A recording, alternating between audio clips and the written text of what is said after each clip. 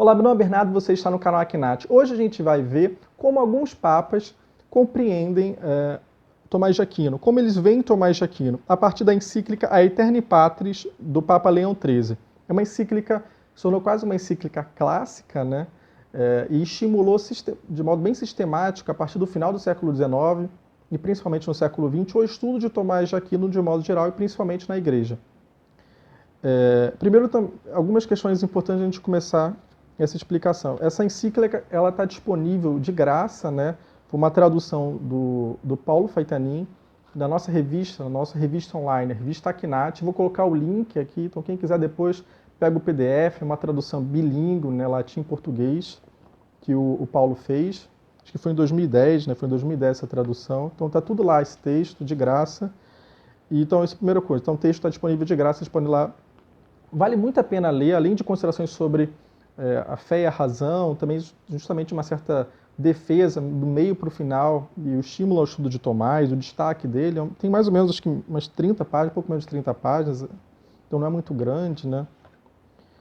E outras considerações são importantes dizer, pelo menos duas coisas. Primeiro, a Igreja não tem uma filosofia própria, né? Então, assim, ainda que a Igreja possa elogiar, né, e nesse caso o Papa Leão XIII possa elogiar o pensamento de Tomás, a filosofia de Tomás, não existe uma filosofia estritamente da Igreja. Isso é importante deixar claro, né?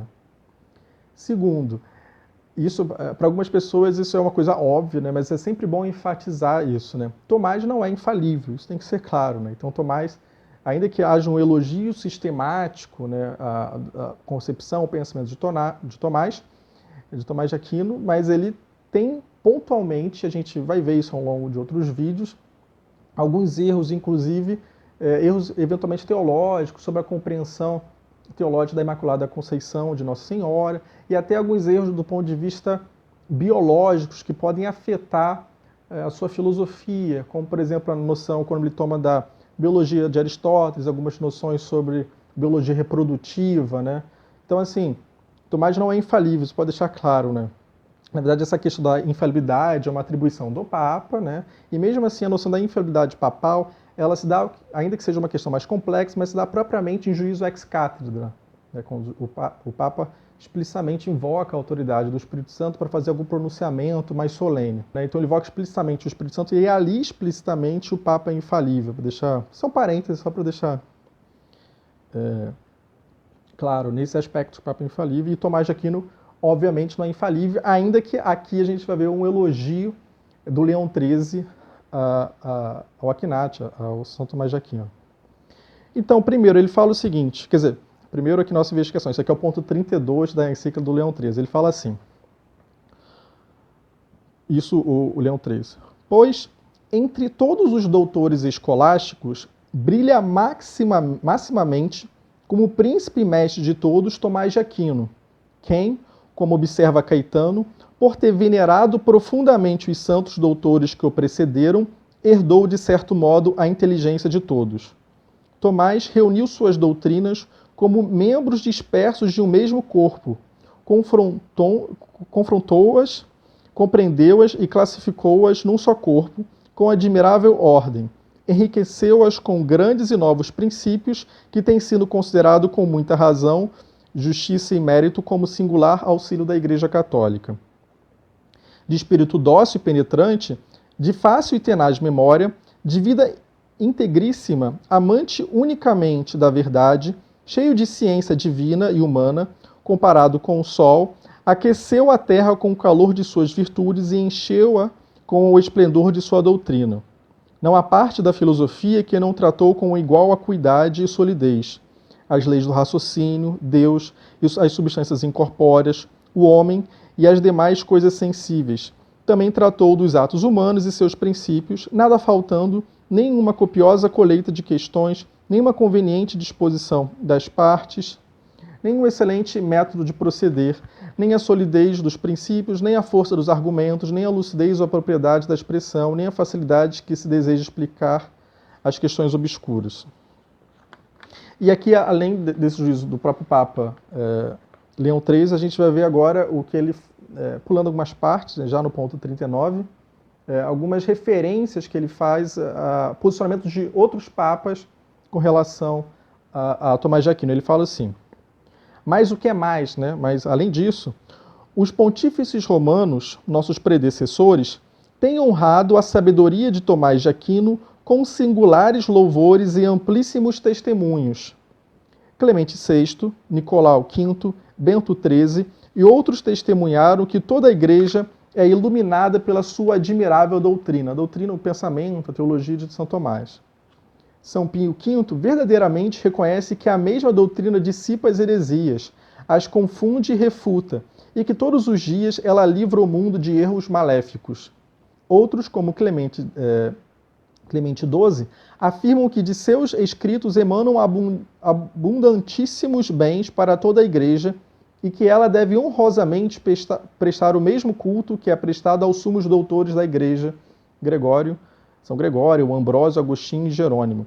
Outros, finalmente, não duvidaram propor São Tomás às academias e liceus como modelo e mestre a quem podiam seguir com segurança, e a tal respeito parecem muito dignas de serem recordadas as palavras de Santo Urbano V, à Academia de Toulouse.